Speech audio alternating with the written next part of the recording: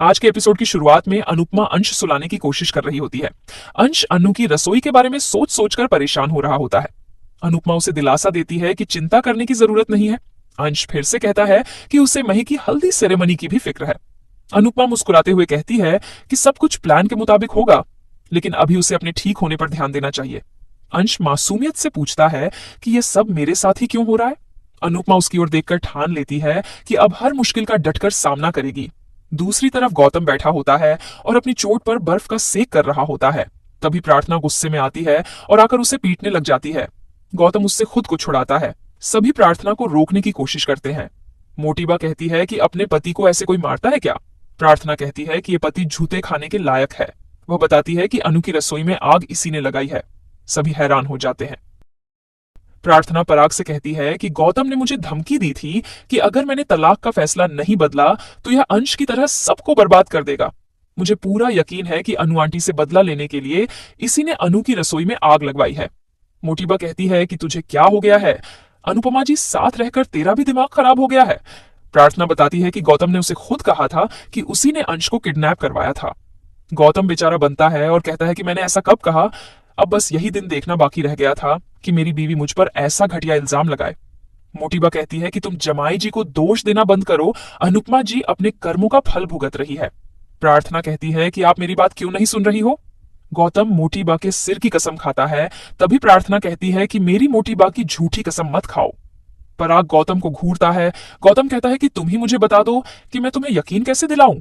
मैं कोई गुंडा या क्रिमिनल नहीं हूं, मैं शरीफ इज्जतदार खानदान से हूं।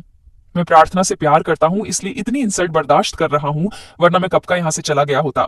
गौतम अच्छा बनने का नाटक करता है और कहता है कि अगर तुम्हें तलाक चाहिए तो ठीक है, पेपर्स लाओ, मैं अभी साइन कर देता हूं, लेकिन मुझ पर झूठा और इतना घटिया इल्जाम मत लगाओ। तभी मोटीबा प्रार्थना को गुस्से में कहती है कि तेरा नाटक बहुत हो गया, तुझे जमाई जी पर उंगली उठाने की जरूरत नहीं है। प्रार्थना हैरान रह जाती है। अनिल को गौतम पर शक होने लगता है। दूसरी तरफ शाह हाउस में राही लीला और माही से कहती है कि उसे अनुपमा से मिलने में हिचकिचाहट हो रही है। लीला पूछती है कि प्रेम कहाँ है, तो राही बताती है कि वो राघव के साथ अनु की रसोई में है। राही माही को बताती है कि मोटी बा ने हल्दी की रस्म पोस्टपोन कर दी है। माही उदासी से कहती है कि मैं इतनी अनलकी क्यों हूं। राही उसे समझाती है और हिम्मत देती है। दूसरी तरफ मोटी बा गौतम से अकेले में सवाल करती है कि क्या सच में वो अनुपमा के पीछे पड़ा है, क्या उसने सच में अनु की रसोई को जलाया है। वो कहती है कि अगर वो सच बता देगा तो वो उसका साथ देगी, लेकिन गौतम फिर से मासूम बनकर झूठी कसम खाता है और कहता है कि मैंने कुछ नहीं किया, अंश और अनुपमा के दुश्मन कोई और होंगे।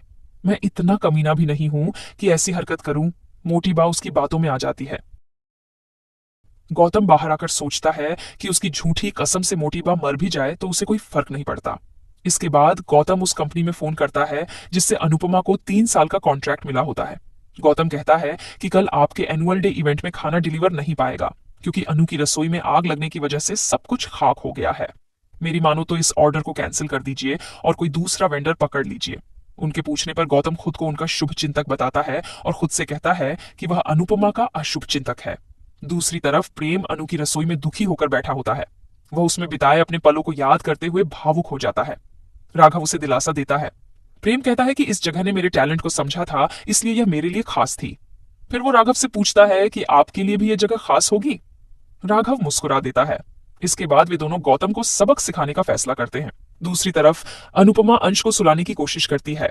अंश आंखें बंद करने से डरता है। अनुपमा प्यार से उसे थपकियां देती है और कहती है कि मैं यहीं हूं, डरने की जरूरत नहीं है। अनुपमा उसे लोरी सुनाती है। तभी राही भी वहां आती है। पूरे परिवार में सभी परेशान और दुखी होते हैं। प्रेम और राघव अनु की रसोई को फिर से ठीक कर रहे होते हैं। दूसरी तरफ प्रार्थना आर्यन को सुला रही होती है। पराग और ख्याति उसे देखते हैं। इधर अनुपमा अंश और राही को सुला देती है। इसके बाद अनुपमा को कॉन्ट्रैक्टर का वॉइस मैसेज आता है जिसमें वह अपना कॉन्ट्रैक्ट रद्द करने के लिए कहता है। अनुपमा घबरा जाती है और उन्हें फोन करके निवेदन करती है कि डील कैंसिल न करें। वो कहती है कि मैं ऑर्डर पूरा करूंगी। कॉन्ट्रैक्टर कहता है कि अगर कल का ऑर्डर सही से पूरा नहीं हुआ तो वह कोर्ट केस कर देगा। अनुपमा सहमत हो जाती है और हिम्मत जुटाकर खाना बनाने का फैसला करती है। इसके बाद राघव अनुपमा को लेट नाइट में काम करते हुए देखता है। वो उसकी लगन और मेहनत देखकर हैरान रह जाता है। राघव उसकी मदद करता है।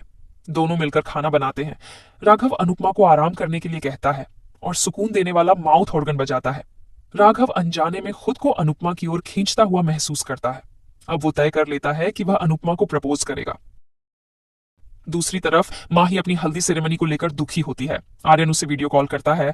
आर्यन उसे कहता है कि किसी चीज की फिक्र मत करो, लेकिन माही कहती है कि मैं अनलकी हूं। आर्यन उसे भरोसा दिलाता है और कहता है कि तुम खुद को ऐसा कहना बंद करो। अगली सुबह किंजल अनुपमा को जगाती है। अनुपमा घबराकर उठती है और पूछती है कि ऑर्डर डिलीवर हुआ या नहीं। किंजल उसे बताती है कि राघव ने समय पर डिलीवरी कर दी है। अनुपमा राहत की सांस लेती है और सोचती है कि अब उसे कोठारी परिवार से बात करनी है ताकि मही और आर्यन की हल्दी सेरेमनी हो सके। किंजल उसकी हिम्मत देखकर गर्व महसूस करती है। दूसरी तरफ राघव अपने दिल की बात समझ चुका होता है।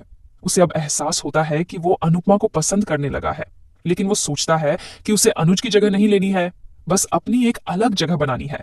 वो जल्द ही अनुपमा को प्रपोज करने की प्लानिंग करता है। दूसरी तरफ अनुपमा शाह परिवार के साथ बैठी होती है और तभी अंश वहां आता है। अनुपमा अंश को संभालती है तो अंश कहता है कि वह ठीक है। इसी बीच अनुपमा माही को उदास देखती है और तुरंत ख्याति को वीडियो कॉल करती है। अनुपमा ख्याति से कहती है कि मैंने आपको कुछ बात कहने के लिए फोन किया है। इसी बीच गौतम सोचता है कि अनुपमा अभी तक इतनी मजबूत कैसे है। अनुपमा बताती है कि मैं नहीं चाहती कि जो कुछ भी हादसा हुआ उसकी वजह से उसका परिवार चिंता में रहे और दुखी रहे। हमें सब कुछ स्वीकार करके आगे बढ़ना होगा, इसलिए मैं चाहती हूं कि आर्यन और माही की हल्दी आज ही कर लेते हैं। यह सुनकर आर्यन और माही खुश होते हैं, लेकिन मोटी बात चौंक जाती है। पराग चिंता जताता है, लेकिन अनुपमा उसे समझाती है और हल्दी आज ही करने का अनुरोध करती है। अंश भी कहता है कि चलिए आज आर्यन को हल्दी में मैरिनेट करते हैं। ख्याति सहमत होती है और कहती है कि खुशियों को होल्ड पर क्यों रखना है, अगर आप चाहती हैं कि हल्दी आज हो तो हल्दी आज ही होगी। सभी खुश हो जाते हैं। पराग और अनिल खुश होते हैं। दोनों परिवारों में फिर से खुशी का माहौल बन जाता है, लेकिन गौतम गुस्सा होता है। प्रेम, राही और आर्यन खुशी से झूम उठते हैं। आर्यन कहता है कि मैं बहुत ज्यादा खुश हूं। प्रेम आर्यन से गले मिलते हुए कहता है कि मैं तुमसे भी ज्यादा खुश हूं। आर्यन कहता है कि मैं और माही काफी डर गए थे कि कहीं हमारी शादी कैंसिल ना हो जाए, क्योंकि अब हम परिवार के खिलाफ नहीं जाना चाहते थे। प्रेम कहता है कि ऐसा हम कभी नहीं होने देते। राही कहती है कि मैं जानती थी कि मम्मी कभी गलत नहीं होने देंगी और देखो उन्होंने गलत नहीं होने दिया। इसी बीच प्रेम आर्यन को छेड़ता है और मजाक करता है। राही उन्हें रोकती है और कहती है कि अब हमें हल्दी की तैयारियां भी करनी है। प्रेम आर्यन से कहता है कि हल्दी में मैरिनेट होने में कोई खास मजा नहीं आता है। आर्यन कहता है कि मैरिनेट नहीं होऊंगा तो घोड़ी पर कैसे चढ़ूंगा। तभी अनिल कहता है कि घोड़ी पर चढ़ने में भी कोई ज्यादा मजा नहीं आता है। तभी पराग कहता है कि हाँ, मुझसे पूछ लो। सभी हंसते हैं और खुश होते हैं। इसी बीच मोटी बात सोचती है कि आर्यन को खुश देखकर मैं खुश हूं, लेकिन मैं इस शादी से खुश नहीं हूं। अनुपमा इतनी शातिर है कि ये शादी करवा कर ही रहेगी। इसी के साथ एपिसोड खत्म हो जाता है। अगले एपिसोड में देखने को मिलेगा कि सभी हल्दी में डांस करते हैं। राघव अनुपमा से अपने दिल की बात कह देता है कि मुझे आपसे प्यार हो गया है। अनुपमा चौंक जाती है। गौतम पीछे से ये सब सुन लेता है।